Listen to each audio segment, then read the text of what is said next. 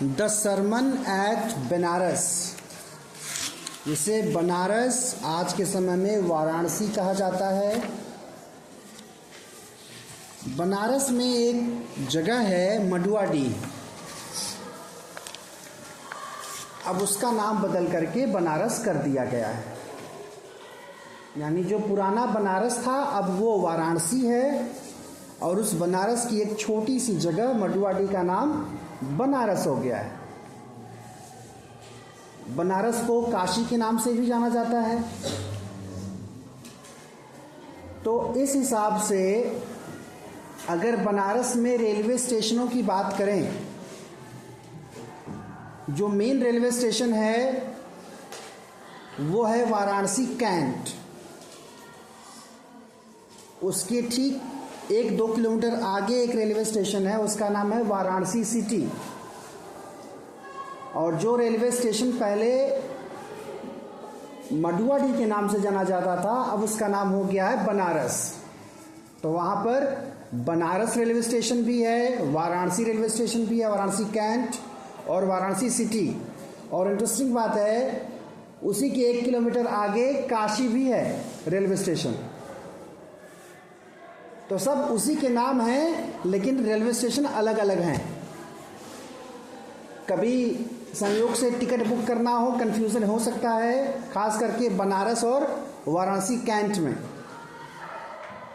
तो जब आप टिकट बुक करते हैं तो या तो आपको रेलवे स्टेशन का पूरा नाम लिखना होता है या तो उसका कोड डालना पड़ता है। कोड भी कंफ्यूजिंग है। वाराणसी कैंट का है BSB और बनारस का है BSBS। मतलब बनारस वाला एक्स्ट्रा और एक्स्ट्रा जोड़ लो, उसमें याद रहेगा। खैर, तो जब हम सरमन की बात करते हैं, उपदेश की बात करते हैं, बनारस की बात करते हैं, तो हमें गौतम बुद्ध याद आते हैं। और बनारस का वो स्थान जहाँ पर बुद्धों का पवित्र स्थल है, जहाँ पर गौतम बुद्ध से जुड़ी तमाम स्मृतियाँ हैं, उस जगह का नाम है सारनाथ। बनारस कभी घूमने जाओ तो सारनाथ जरूर जाओ। माना जाता है कि सारनाथ ही वो जगह थी जहां पर गौतम बुद्ध ने अपना पहला उपदेश दिया था। ज्ञान की प्राप्ति उनको हुई थी गया में, जो कि बिहार में है। मुझे लगता है लगभग बनारस से 100-150 किलोमीटर दूर होगा शायद। हाँ, 150-200 किलोमीटर। तो गया में पीपल के नीचे ज्ञान की प्राप्ति हुई, और तो बोधि हो गया उनको। तो बोधि होने से वो बुद्ध हो गए, और वो वृक्ष जहाँ पर उन्हें ज्ञान की प्राप्ति हुई थी वो बोधि वृक्ष हो गया।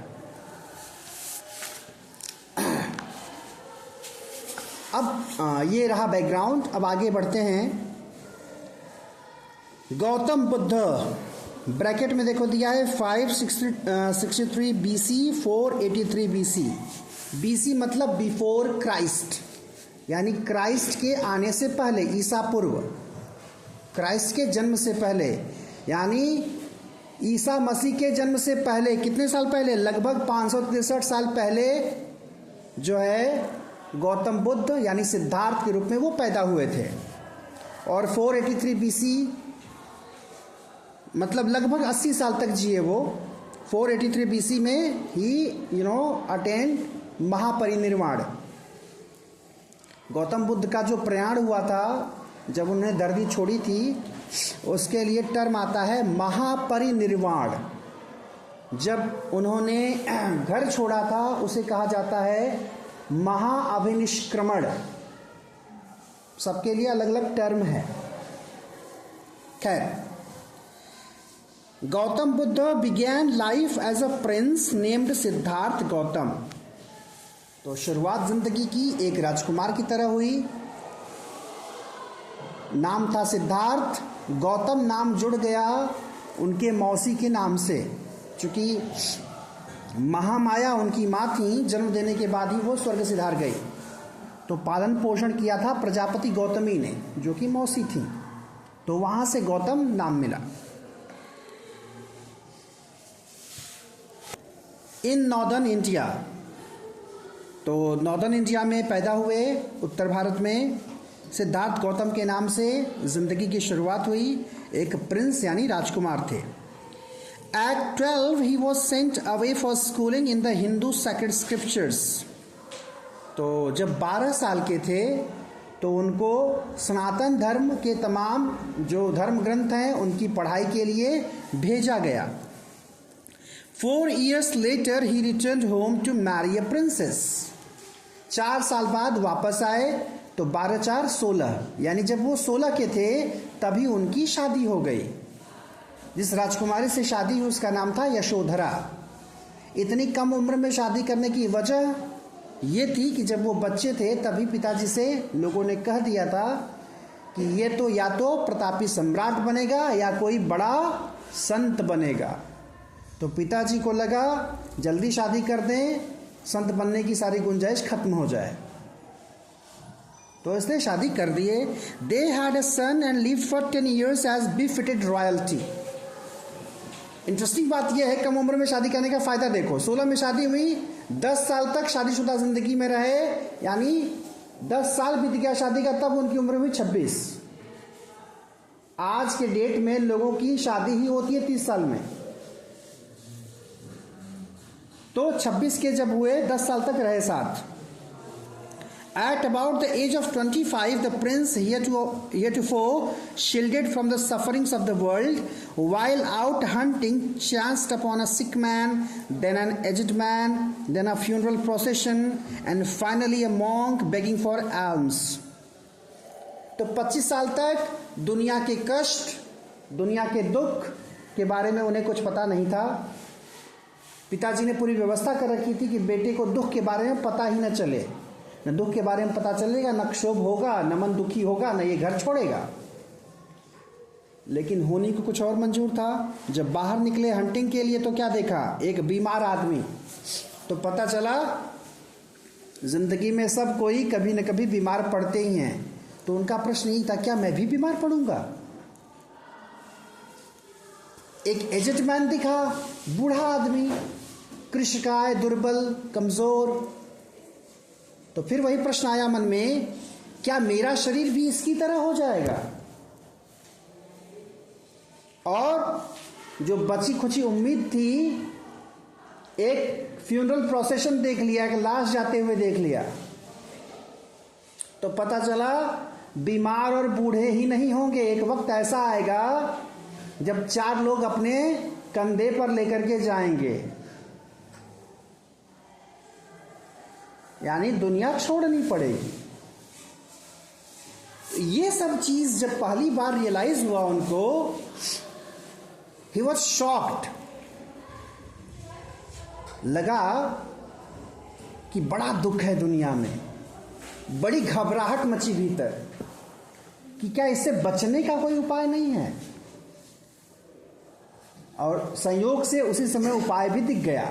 Finally a monk begging for elms. एक मॉन्क दिखा जो भिक्षा मांग रहा था, बड़ा शांत। इसमें तो भिक्षा मांगने का लिखा है, और जगहों पर पढ़ोगे तो दिखेगा कि वो एकदम बहुत शांत धीर बैठा हुआ था। चेहरे से पूरा तेज जो है दिखलाई पड़ रहा था। ऐसा लगा कि एकदम वो शांत है, उसको कोई परवाह नहीं, कोई दिक्कत नहीं, कोई परेशानी नहीं। तो ये समझ में आया कि शायद ये जिंदगी बेहतर है इन तमाम कष्टों से दूर होने के लिए। These sights so moved him that he at once went out into the world to seek enlightenment concerning the sorrows he had witnessed। जो दुख है उसका कारण क्या है, ये खोजने के लिए निकल पड़े। इतने प्रभावित हो गए। He wandered for 7 years and finally sat down under a peepal tree। तो दुख का कारण खोजने के लिए 7 सालों तक भटकते रहे, और फिर एक पीपल के पेड़ के नीचे बैठ गए, जिसके बारे में मैंने बात की थी गया में। Where he vowed to stay until enlightenment came। और प्रतिज्ञा की कि तब तक बैठेंगे जब तक कुछ ज्ञान न हो जाए। Enlightened after 7 days। 7 साल से भटकते रहे, नहीं मिला, लेकिन जब मन बना के बैठे तो 7 दिन में मिल गया। ये होता है जिंदगी में। कई बार देखोगे, खास करके एग्जाम टाइम में, कुछ चीज़ों की तैयारी अभी करोगे, 3 महीने तक जो तैयारी नहीं हो पाएगी, शायद वो 3 दिन में हो जाए, क्योंकि एग्जाम टाइम का प्रेशर अलग होता है। खैर, ये पढ़ने वालों पर बात लागू होती है, जो नालायक टाइप के लोग हैं उन पर कम लागू होती है।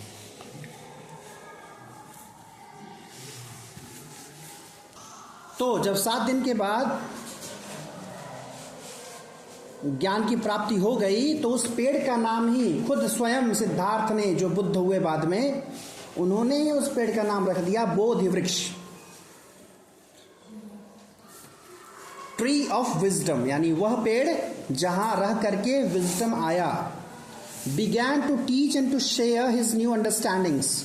तो फिर वो जब क्या किए होंगे, बैठे बैठे ज्ञान की प्राप्ति हो गई, कुछ फील हुआ होगा भीतर से कि कुछ प्रश्नों के उत्तर मिल गए, मेडिटेशन करके, समाधि में जाकर। तो लगा कि अब जो ज्ञान हमें हुआ है, हम दूसरों को साझा कर दें। और इस तरह से वो बुद्ध कहे जाने लगे। बुद्ध का मतलब द अवेकेंड और इनलाइटेंड, यानी जिसकी बुद्धि खुल गई हो, वही है Buddha. The Buddha preached his first sermon at the city of Banaras. और पहला उपदेश उन्होंने, सोचो, ज्ञान की प्राप्ति हुई है गया में, वहां से टहलते चले आए, बनारस पहुंच गए। तो पहला उपदेश आके बनारस में दिया, most Holi of the dipping places on the river Ganges. दुनिया के प्राचीनतम शहरों में से एक और बड़ा ही पवित्र शहर जो गंगा के किनारे है, वो Banaras. That sermon has been preserved and is given here. तो क्या वो सरमन था, क्या उपदेश था? अच्छा, क्या इससे ये भी पता चल जाएगा आपको कि क्या रीजन रहा होगा जिसकी वजह से ये उपदेश दिया गया। It reflects the Buddha's wisdom about one inscrutable kind of suffering. और इस उपदेश में पता चलता है उस सफरिंग के बारे में जो अनअवॉइडेबल है, जिसकी स्क्रूटनी नहीं की जा सकती। स्क्रूटनी नहीं की जा सकती मतलब उसको फिर से सही नहीं किया जा सकता। कुछ चीज़ें ऐसी होती हैं, जब वो बिगड़ जाती हैं तो फिर से दोबारा सही नहीं होती। तो अब देखेंगे अगली क्लास में कि क्या इंसिडेंट रहा, क्या बात हुई, किस तरह से उन्होंने समझाया, समझाने का उनका तरीका क्या था।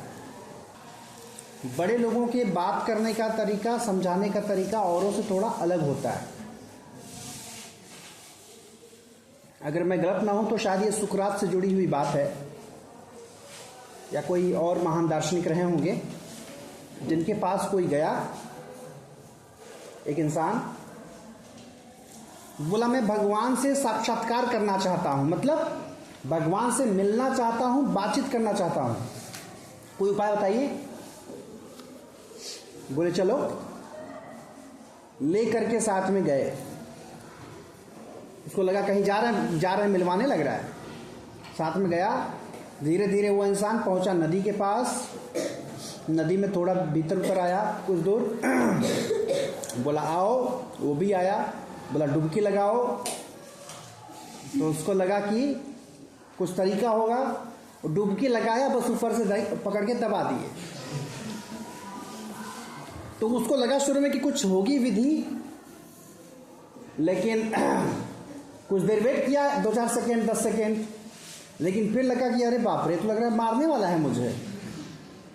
जब उसकी सांस वो नहीं रोक पाया तो बहुत तेजी से झटका मार के जो है निकल के बाहर आया। बोले पागल हो गए हैं क्या, मारने वाले हैं मुझे। तो उन्होंने कहा कि अभी जो बचने के लिए जो छटपटाहट तुम्हारे अंदर आई ना, जब इतनी छटपटाहट भगवान को पाने के लिए मिलेगी तो भगवान मिल जाएंगे।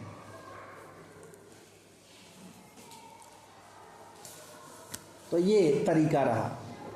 तो ये जो बड़े लोग होते हैं वो इसी ढंग से समझाते हैं। तो अभी देखेंगे हम अगली क्लास में कि गौतम बुद्ध ने कैसा